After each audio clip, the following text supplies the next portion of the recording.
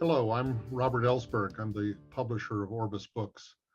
I'm very happy to be joined today by Dr. Carolyn Wu, who is the author of a really exciting and outstanding book called Rising, Learning from Women's Leadership in Catholic Ministries. I dare say this is a book that is going to be widely discussed and studied, at least I hope so, in all kinds of Catholic ministries and organizations, institutions of all sizes. Dr. Wu is herself someone who certainly qualifies as one of the outstanding women leaders in the church. Former dean of Notre Dame's Mendoza School of Business, very significantly, former CEO and president of Catholic Relief Services, which is an enormous organization. She has served as a coordinator of the Vatican Dialogue on Energy Transition at the invitation of Pope Francis. And she's the board member of many different Catholic institutions, including our Sunday Visitor, Catholic University of America, Catholic Charities, and too many to name. So I welcome you very warmly, Dr. Wu, Carolyn, if I may. And I wonder if you could tell us a little bit in the beginning about what inspired you to write this book. What were you trying to achieve? Yeah, what inspired me to write this book? I think it all began when I was at a session at Georgetown, and the session was about women leaders in the church. And there were three on the stage. Myself with Sister Carolyn, who was the head of Catholic Health, and Sister Donna Markham, who is the head of Catholic Charities USA. And it was billed as a historical event because there were three women leading major ministries of the church there. And at the end, there was a group of students. They were high school students. They were actually brought to this event, even though it was a school night. And one of the questions was, Dr. Wu, this is not really common, what we see here. You're probably an exception, and there are probably no opportunities for other women. This is just a rarity. This is not a recurring sort of opportunities for the rest of us. I was so stunned by that question and the premise, of course, behind that question. And I was just beginning to answer. I said, oh, no. And this is a misperception. But right around that time, somebody came up and wanted a selfie, and the students were being summoned to go back on their bus. So I never finished that, but it always bothered me, Robert, that I never had a chance to set the record right. Because, you know, as the book shows, there are actually a lot of leadership opportunities for women in church ministries, much more than, say, for Fortune 500 companies or for large international universities. And of course, you know, anytime I hear conversations about women in the church, there is a sense of lament. There's a sense of bitterness, which is saying, you know, women can't be priests, so they don't amount to anything. The church doesn't value them. There's no way to make a difference. I mean, how many times have you heard people say, wow, there are just huge opportunities for women in the church? There's just no such thinking. And meanwhile, given what I've known and I've seen over 20 years of running Catholic ministries, I just thought the record needs to be set straight. It is not fair to the church. It is not fair to the women who have been toiling in these positions. And it is definitely not fair to the generation of young women coming through who just have in their heads this misperception that the church doesn't want them and that the church doesn't have any desire to use their gifts or any opportunities for that. So when the pandemic happened, you know, we didn't go anywhere, and I settled down and wrote this book. Well, I think that that perception that you talk about, or misperception, you know, has something to do also with our kind of ecclesiological imaginations, that when we think of leadership or ministry in the church, we immediately think of ordained ministry. uh, and we don't really think of lay people as playing a leadership role in ministries in the church. So you're kind of expanding that frame of reference. And once you do that, suddenly you see lay people and women in occupying very prominent roles. You include testimonies in the book from a whole range of such women. Why don't you say a little bit about that? Yeah, so I didn't want to be just my voice because there are so many women leaders. I thought it would be important to illustrate there are a lot of women leaders, and here they are, and here are their voices. So to bring this to light, and I wanted to have a large representation. I wanted it to cut across all the different ministries because, it's not just in Catholic charities or social justice work. There's also international development work, which is a very hot area, attractive to young people. But there's also university administration. There's also health administration. I mean, the women who run Catholic hospital systems. There are communication specialists. There are people who do a leadership training for the church. So first of all, Robert, I wanted to let people see the range of ministries which are covered so that they don't have to say, well, I don't want to run a school. I don't want to run an elementary school or high school. I want to do other things. Well, there are a lot of those other things. The second is that I wanted to show both religious women because they carry the burden for a long time, and more important, lay women. Just to show that there are these opportunities. I wanted a range of ages. So I wanted from 40 years old to 80 years old. I wanted them to come from all over the country. So we have the West Coast all the way to the East Coast. I wanted different ethnicities.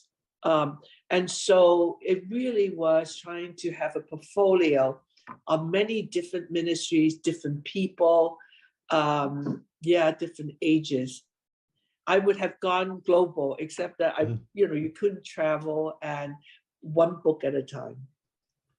Well, to say that there are these opportunities is not to deny that there are not also obstacles, and misogyny, clericalism, a couple of the things that you mentioned that women do encounter, obviously, within the church as in the society as well. To what extent was that a theme in some of the stories that you highlighted here? Yeah, so there's a section on what are the challenges to women, and some of those even begin with the misperceptions.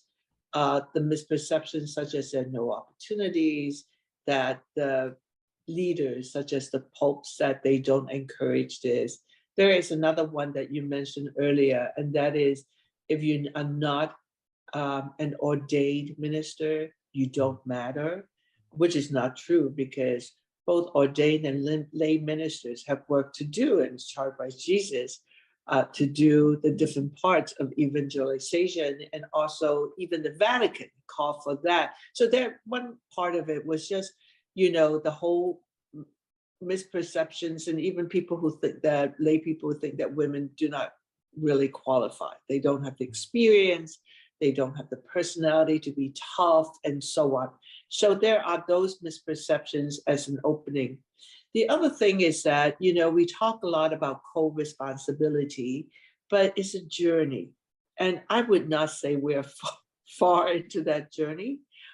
There are particular sort of difficult situations in parish ministries because so much of parish ministries depend on the pastor to make all the decisions. Pastors come and go. They have different preferences, different biases. And there are many women who work in these settings, in parish settings, who after, 10 years or so and say, I feel very vulnerable in that setting. You never know who would come in, and before you know it, your program is gone, and usually your job is gone. In those settings too, sometimes people say pastors are much more comfortable with men. They have more casual conversations, and so women are left out. There's real sort of obstacles in that women are not paid as well as men, even in these ministries. They too have graduate school debt. They too have to put children through school.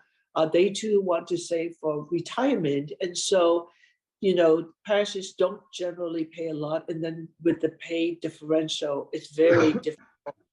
And so I would say, particularly in parishes, that whole co-responsibility needs a lot more work. And it also depends on the governance for the particular ministries. If the governance depends on just one person, such as the pastor, there's a lot of decisions which could come across as much more ad hoc and idiosyncratic. For bigger ministries, they usually have a board. And when there is a board, there is more systematic sort of evaluation of performance. There's more sort of development conversation about how to bring leaders into proper positions. So there's a bit more protection for women when the governance structures are a bit more mature. And in some parishes, they're more mature, but I would not say this is for most parishes. In addition to that, even in the ministries where there's more proper governance, women are at this point outsiders. They tend, many of them have been hired in from the outside.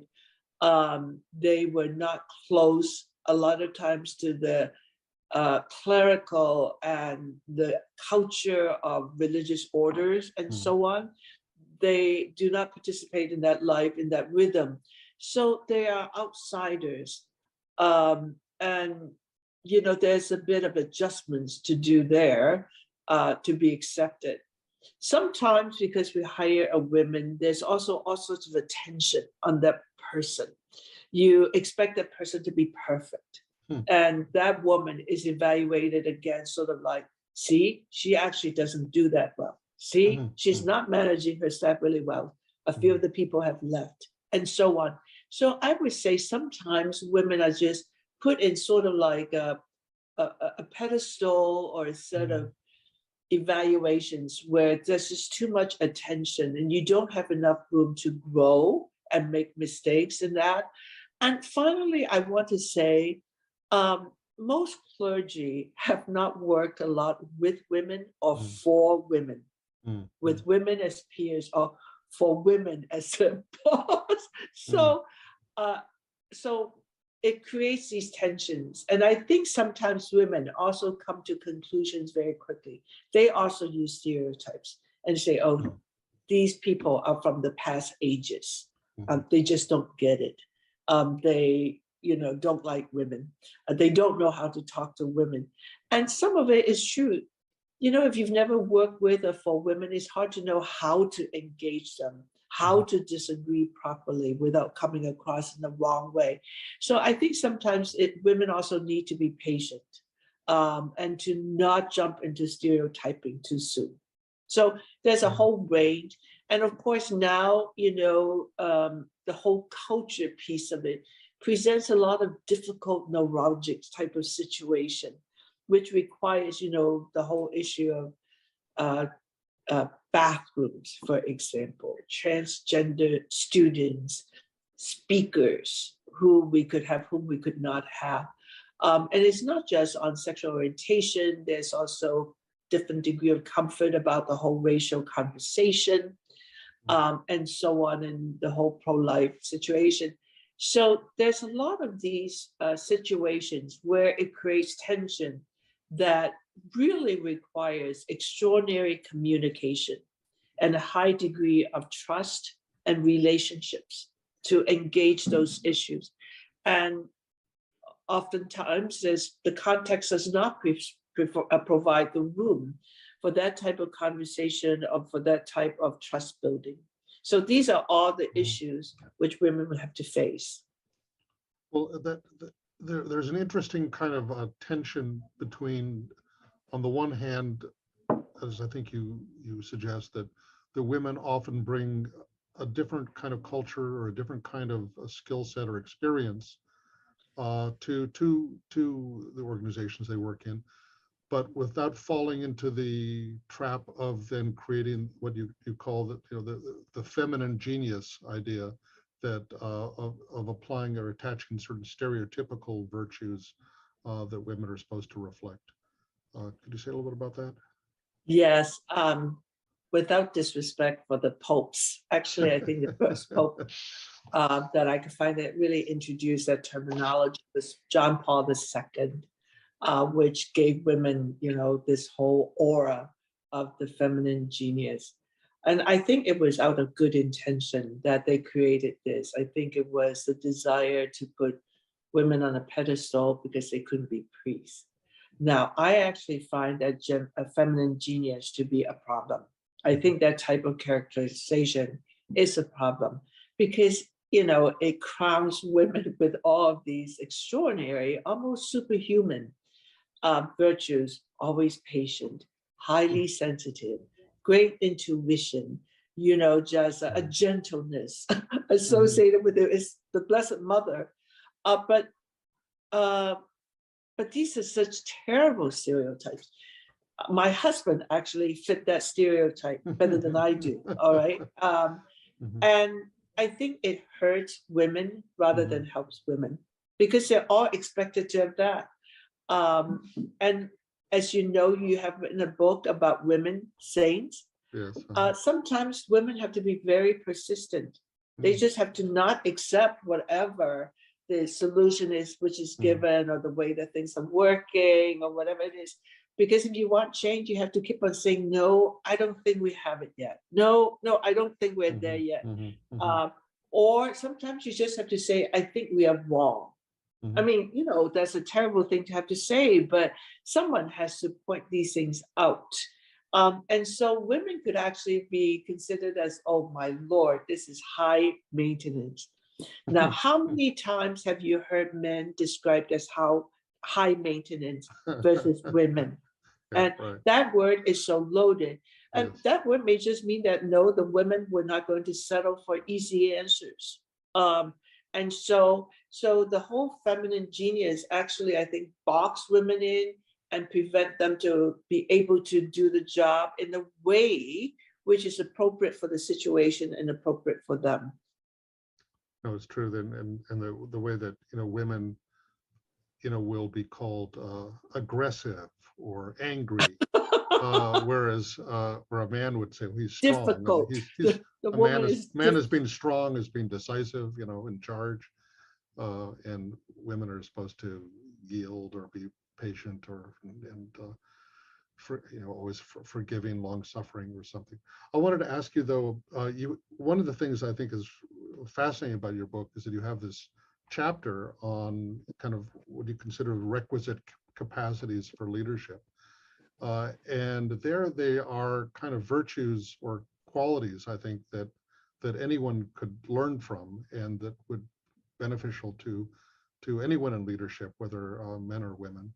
I'm really glad you put that in the book, and it opens, I think, the book up to an even wider audience. Could you say a little bit about that? Yes. And Robert Ellsberg, you actually encouraged me to give some more space to that. I just had it tucked into the book. So I talked about 4 types of requisite capacities. The 4th one actually pertains specifically to Christian ministries. And the reason I worked on that is because I don't like a laundry list of leadership skills or whatever it is. There's so many books, they always have their own list. And I have been really teaching, researching, practicing, failing at, learning more about leadership for 30 some years. So I divide it into 4 types of capacities. The first one is really self-knowledge and the capacity to learn and to be willing to become a better version of yourself. And self-knowledge is actually not as pervasive as you think. So people at the top, they feel like they got there for a reason. They have whatever it takes. And more important, they have the power. They know better. They know what to do. And people who are not quite there yet, whenever they get performance evaluations, they have a big knot in their stomach. They don't want to hear it. And sometimes they think it's unfair. Sometimes they just, say, this place is not for me. I don't have it. And so the way that we deal with self-reflection is totally underdeveloped, I think. We need to think about for example, evaluation as a gift.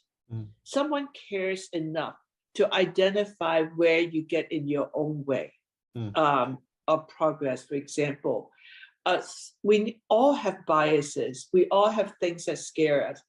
We all have areas where we're comfortable with and feel very good about learning. We have a positive attitude about that. And there are areas where we say, no, I'm born this way. I am just not an extrovert. I am an introvert. Yeah, I just no, I don't want to speak. It's just easier for me not to do that. Or you can say, oh, I come across as cold or come across as harsh. Well, if people know me better, they won't come to that conclusion. So there's this whole thing. And it's not just understanding your pros and cons. Sometimes in my own life is to understand when I have to make very major career decisions was your joys and your fears. Because that therein lies the passion, I think, to do what you want to do and to understand what holds you back by your fears. So the first part of it is I just, this whole self-knowledge in a positive way, to not just, completely, cringe into a ball where whenever somebody tries to help you by giving positive feedback. The second thing, actually related a lot to the first area, is the capacity for others.